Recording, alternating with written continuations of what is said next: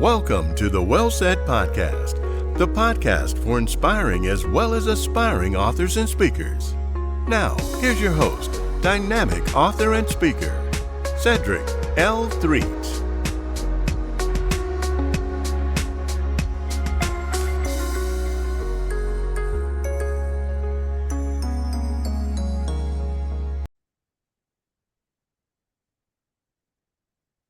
Well, hello, everybody, and welcome to the Well Said Podcast. I'm your host, Cedric L. Threet. I always like to say, hello, great people. And why do I call you great? Because somebody's got to be great today, and it might as well be you. As I said, welcome to the Well Said Podcast, the podcast for inspiring as well as aspiring authors and speakers. You're going to be hearing from some great authors and speakers during this podcast. And today is my maiden voyage, so to speak. This is the first episode of the Well Said Podcast, where I normally would have someone that I'm interviewing, an author or speaker. But today, it's just going to be me. It's just me today because this is my maiden voyage. And people may want to know, well, who is this Cedric Threet? Who is this well said guy? What are his credentials? What gives him the right to talk about all of these authors and speakers and books and things of that nature? Well, today I'm just going to show you, well, I guess you can call it my credentials or whatever. I'm just going to give you a little history of how I got started and why I want to do this podcast in the first place. But before I do that, I need to remind you to go ahead and hit that like button, the subscribe button, let all your friends know about it. Leave us a review with the chat. Just tell us what you think about the Well Said Podcast, because it's going to be nice. I think it's really going to be nice. It's something that's needed. I know there are others out there who may be doing the same thing, but I would like to try to take a unique approach to it and interview some authors and let them tell their story and tell you what's going on in their lives and their careers and how they got started and all of that good stuff. So without further ado, I am going to just tell you a little bit about myself. This all started with me. This is my testimony that I share everywhere I go. It started with me back when I was in 7th grade. My literature teacher, Miss Patrick. Miss Patrick entered me in a poetry reading contest. And I knew absolutely nothing about poetry when I was in the 7th grade, 13-year-old kid. I didn't know anything about poetry, but Miss Patrick saw something in me that I didn't see in myself. She introduced me to poetry and entered me in a poetry reading contest. I read a poem called Stopping by Woods on a Snowy Evening by Robert Frost, and I won the poetry reading contest and represented my school in a citywide competition. Then the next year in 8th grade, I read a poem called "O Captain, My Captain" by Walt Whitman, and I think I was the alternate that year. So after that, I continued to read poetry and eventually started writing my own poetry through high school. And after high school, I joined the military. I was in the Air Force, and while I was in the military, I was the guy who would write love poems for other guys to send home to their girlfriends. I probably set up some marriages or something. I don't know, but guys would read my poetry and they would say, "Oh, man, how did you do that? How did you write that?" And I said, "Oh man, anybody can do that." And they would say, "No, man, anybody can't do that." So it took me a minute to realize that this was actually a gift that I had, or a talent of writing poetry. So I would write those poems for the guys to send home to the girlfriends. And I found out later on that Alex Haley, the guy who wrote Roots, he used to do the same thing when he was in the military. And I'm sure there's some other people that used to do it as well. But I thought that was pretty neat that I had something in common with somebody as famous as Alex Haley. I thought that was pretty cool. So after my career in the military, after that, I came back home and then came wife and kids. And I would always have these little sayings around the house that I would say. And also, with the kids, you read them their bedtime stories. And I would put their names in the stories to make it a little more interesting. That's what I like to do, is put their names in the story and just make up little stuff. And eventually started taking some of that and turning it into books. And one of the sayings I had around the house was everything has its place. Everybody, people are always looking for stuff. At least in my house, they were. My wife, my kids, they're always looking for stuff. Where's my other shoe? Where's my other earring? And I would always tell them that if you put things back where they belong, you wouldn't have to look for them. I would always say everything has its place. So I wrote a poem called Everything Has Its Place.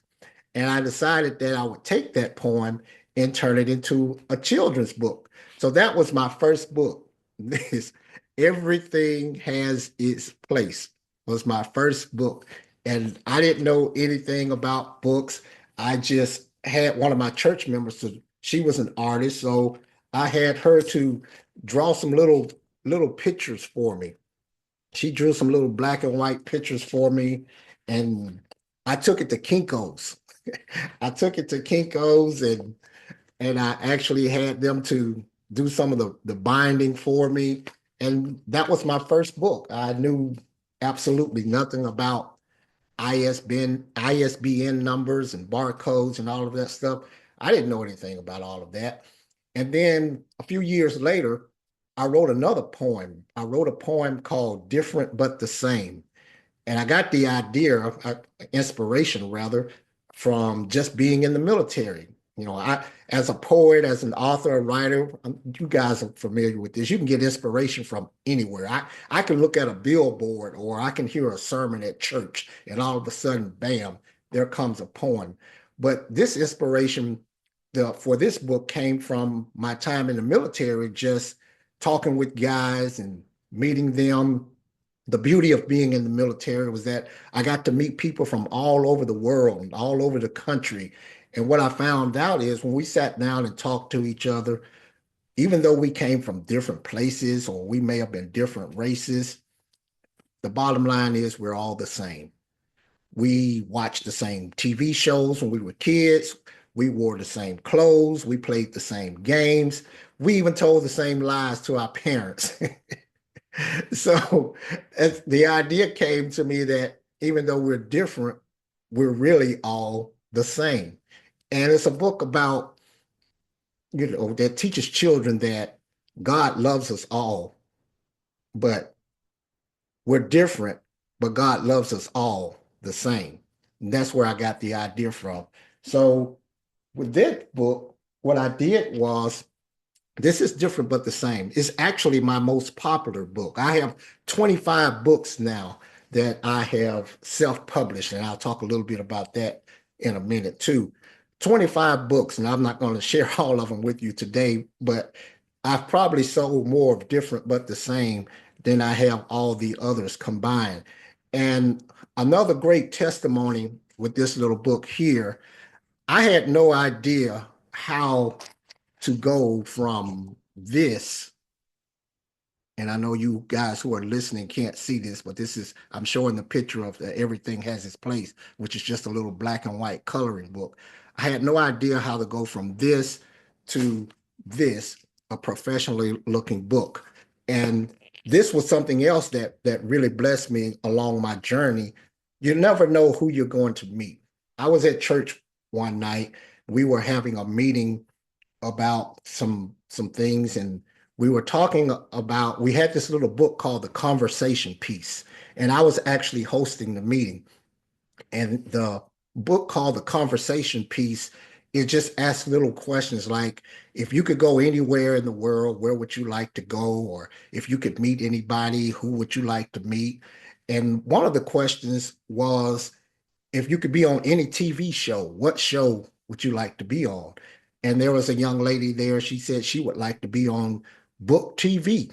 She didn't mention any game shows or any drama shows. She said she wanted to be on book TV because she loved authors. And I thought that was pretty cool. So after the session there, we were all sitting around talking, and I kind of pulled her to the side and I said, "Oh, wow, you'd like to be on book TV?" I said, "Well, I would like to write books."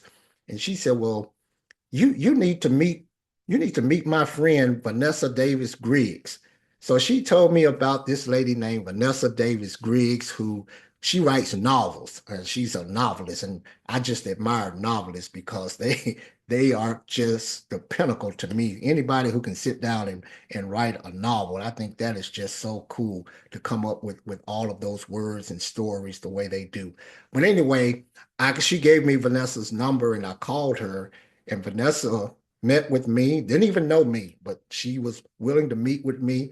She met with me and we sat down and we were talking. The first thing she said was, Cedric, if I show you how to do this, you are going to have to be serious about it because I show this and I give this information to so many people and they don't do anything with it.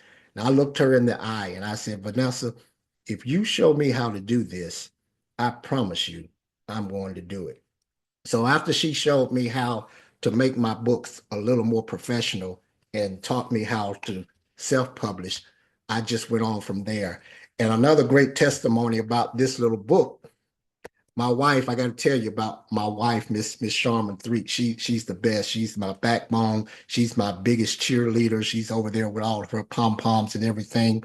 She was actually watching an episode of Oprah Winfrey one day, and the episode was about dads have dreams too. They talked about how men would set their dreams aside so they could take care of their family. And she came to me after the show and asked me what was my dream. And I told her that I wanted to have my book published because prior to that, I had actually sent my manuscript off to several publishers and I got so many rejection notices. I have a stack of rejection notices. So I just decided to self-publish it, but I didn't have the money. So what my wife did, I had a sample copy made at Kinko's again, and I just had one little copy made. And my wife, unbeknownst to me, she had taken that copy, and for my birthday, she made a cake. She had a cake made with the cover of the book on it. And she also had a t-shirt made with the cover of the book on it with a little slogan on the back. And then on top of that, she and my kids had gotten together and they put their money together and they made this big poster size check like you see on Publishers Clearinghouse. They made this check for me and it was enough money for me to make my first payment on getting my books self-published. So after that, man, I started running and I have been going ever since. So shout out to Vanessa Davis Griggs. Shout out to my wife, Miss Sharman Threet. Shout out to everybody who has supported me along the way. Even with this podcast, shout out to you guys for supporting me in this because this is something that's been on my heart for a long time wanting to do. I just never really got out there and did it, but you know how at the beginning of the year, everybody makes these New Year's resolutions. Well, I didn't make a resolution. I call mine a declaration. You put away the Christmas decorations, and then you have what I call a declaration. You declare something. So I declared that this year I was going to be intentional. I was going to focus more on my writing and speaking, but I was also going to start a podcast. So here it is, America. Let's go get it. So then after I did my little book called Different But the Same, I started doing some other books. I actually wrote a little book. I don't have it with me now. It's a book called A Boy Called Short Rock, because Short Rock was my nickname when I was a kid. And I kind of did this book. I wrote it as kind of autobiographical, but it's not an autobiography because I actually just made some of the stuff up in the book, but some of it is true.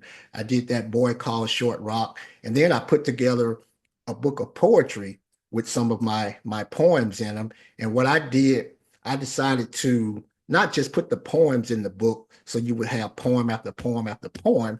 Sometimes how you would read a poem and you look at you read it and you think to yourself, I wonder what that person was thinking when they wrote that. So what I did was preceding each poem, I wrote a little paragraph that actually told the reader what I was thinking about before I wrote the poem. where I got the inspiration from. And that's how I did that. That book was called A Poet's Perspective. I did that one. I also did a book on the 50 states, teaching kids how to learn the 50 states. You know, I call myself Cedric the edutainer because I educate and entertain. I go out to schools and do presentations, puppet shows, and I like to have the kids having fun. They're having fun, but they're learning at the same time. That's why I am the edutainer. So this book about the 50 states, I thought it would be a neat way to teach kids how to learn the 50 states by making them all rhyme. I got all 50 states to rhyme, and that book is called A Journey Through the States with Harlow and Nate. And Harlow is a hamster from New Hampshire. So I just came up with all of this stuff, and I found an illustrator. Her name was Miss Angie Ingram. She illustrated the book for me, and even with different but the same, I found an illustrator named Miss Kelly.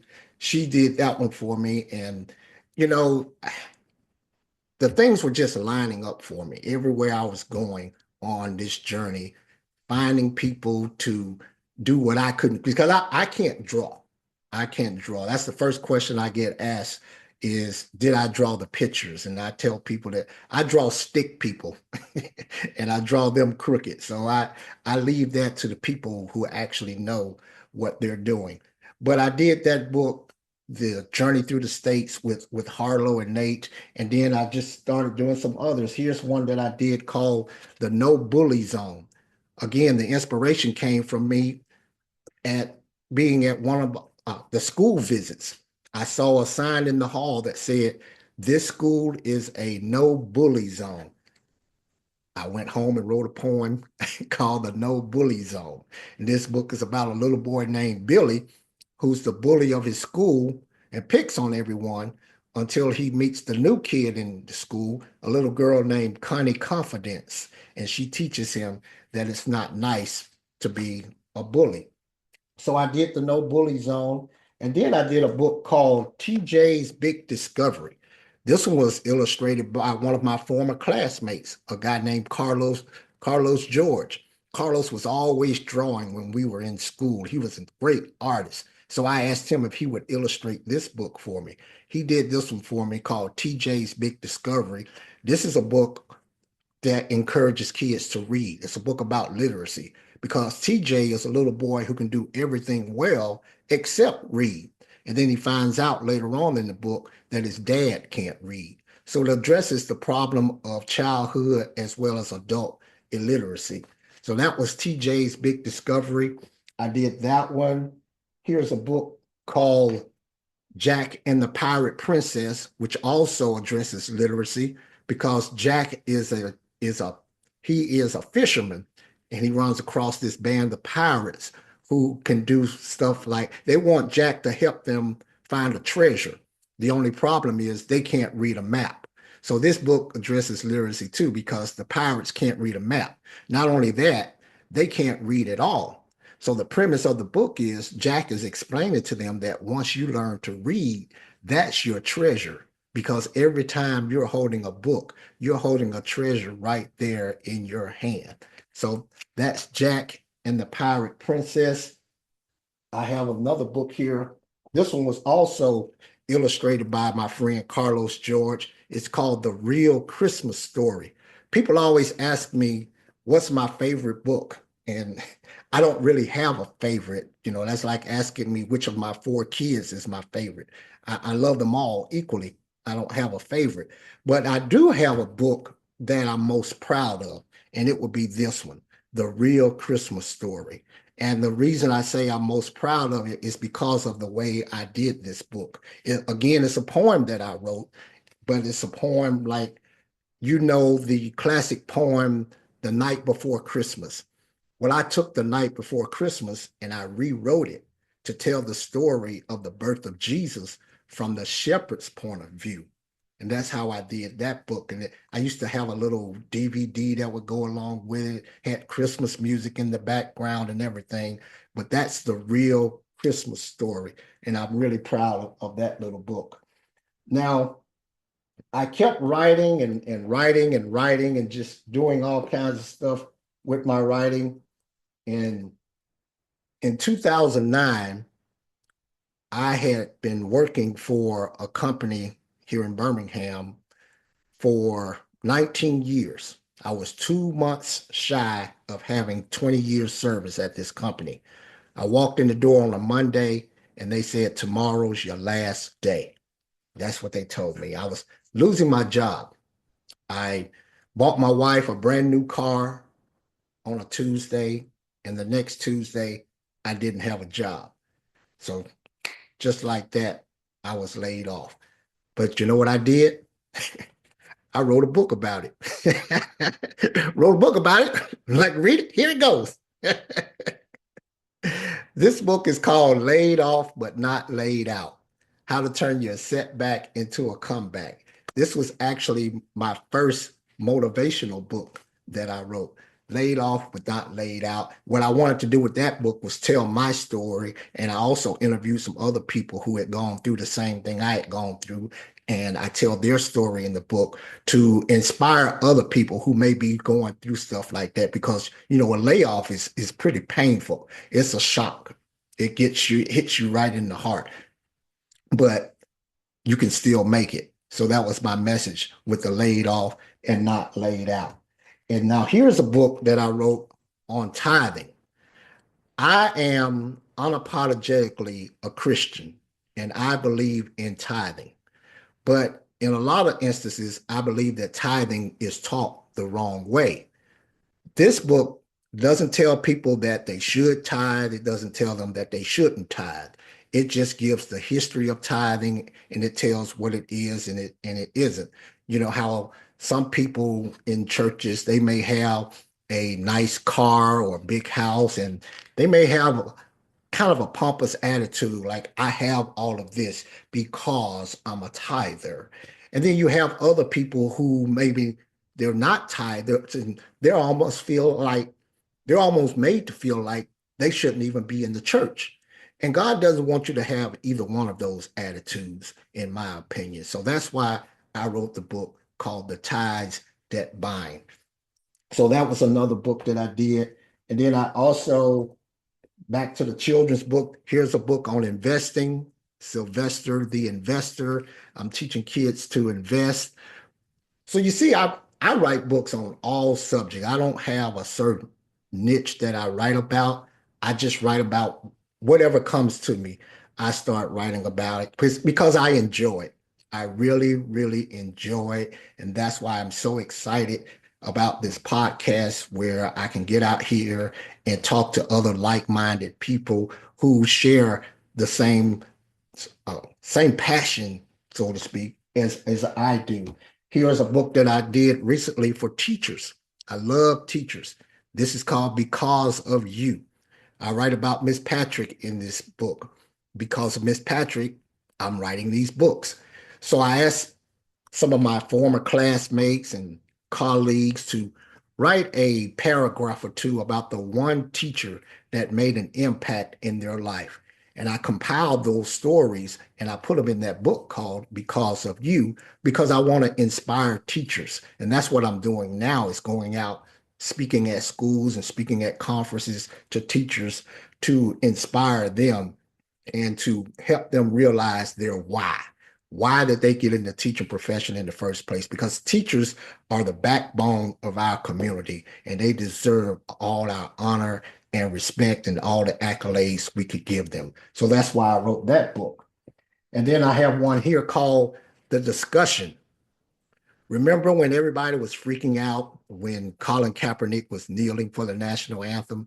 Well, that's what this book is about. This book talks about that, and it also talks about the murder of George Floyd. These two kids are discussing it in their social studies class. See, like I said, I write about all kinds of stuff. I got all kinds of stuff here.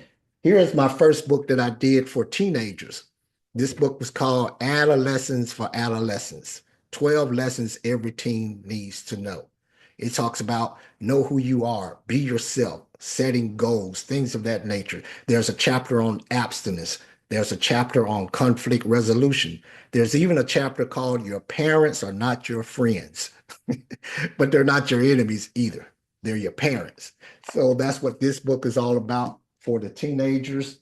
And then this book, I told you that the Laid Off But Not Laid Out was my first motivational book that I did. And my second motivational book is called The 7 Keys to Success. Everybody wants to know how to be a success. Everybody wants to know the secret to success. Well, I have the secret sauce. I've got the secret to success. I put it in this book. And I actually did two versions. This is the secular version, and this is the scriptural version. The word success has 7 letters. Each letter represents a key. That's why it's called the 7 Keys to Success. And that's my book there. Also have a book here called The Bumpkins, about some little bears growing up in the country. That's one of my latest children's books. Here's my book called Black Like Me. This book encourages kids to celebrate people in their own community. Black History Month is in February, and that's great. And we celebrate all the famous people then. We should celebrate people year round. And that's what Black Like Me does. I could take you to any community and show you Black people who are doing great things. And that's what these kids need to realize. And that's why I wrote Black Like Me. Along the lines of the no bully zone, here is the bully-proof vest. The police officers have what they call their bullet-proof vest, which stops bullets from penetrating. Well, when you're wearing the bully-proof vest, it stops words from penetrating. Whenever bullies come around with all of these insults and hurling all of this stuff at you, their words just bounce right off because you're wearing your bully-proof vest. Then I have a book here called Tuffy the Incredible Puppy. I just released this book in January of this year. Tuffy the Incredible Puppy. Tuffy is a little dog that was adopted from an animal shelter. He's kind of special. You'll have to read Tuffy. He's got another secret in that book as well. And then along the lines of teenagers again, this is a proof copy of my book called Suit Yourself. This is my latest book. This is my 25th book. This book right here, it just lets teenagers know that life is choice driven. The choices you make today will determine the suit you'll wear tomorrow. That's why it's called Suit Yourself. And then finally, I saved this one for last. I actually have a book about how to write a book. Because people are always asking me, how do you do this? And that's what we're going to be learning and discussing in this podcast as well. But people want to know how to do it. So I wrote a book called The Right Stuff. I used to do workshops and seminars where I would teach people the stuff that I'd learned on how to write a book, the stuff that Vanessa Davis Griggs taught me and some other people, and things that I learned along my journey. I used to do workshops and seminars, so I decided to just compile all of that information and put it in a book called The Right Stuff. And that book is also available. So those are my credentials. That's where I'm coming from. That's why I want to do this, because I want everybody who is interested, everybody who wants to do this, I want to show them how to do it. I want to inspire them. I want them to know that it can be done. Because like I said earlier, I had a stack of rejection notices this thick. And I would still like to be published from a mainstream publisher. That's great. If that happens, great. But if not, I decided I just wasn't going to sit around and wait on them. I was going to get out and do this thing myself. So I learned how to do it, and I'm teaching others to do the same. So we're going to be talking about both parts of it, though. We're going to be talking about how to pursue a mainstream publisher if that's what you want to do, but we're also going to show you how to do this thing on your own, because I believe everybody has a story. I meet people all the time, and they say, well, I can't write. Yes, you can, because I tell people, if you can talk, you can write. It's as simple as that. It's just as simple as putting it down, because the world needs to hear your story. And that's what I want to help you do. That's what these other authors and speakers are going to be helping you do on this podcast. So thanks again for tuning in to the Well Said podcast. Remember to hit that like and subscribe button. Tell all your friends about it because this is going to be great. This is going to be awesome. I am so excited. And as always, I want you to keep being great. Why? Because somebody's got to be great today. It might as well be you. Take care.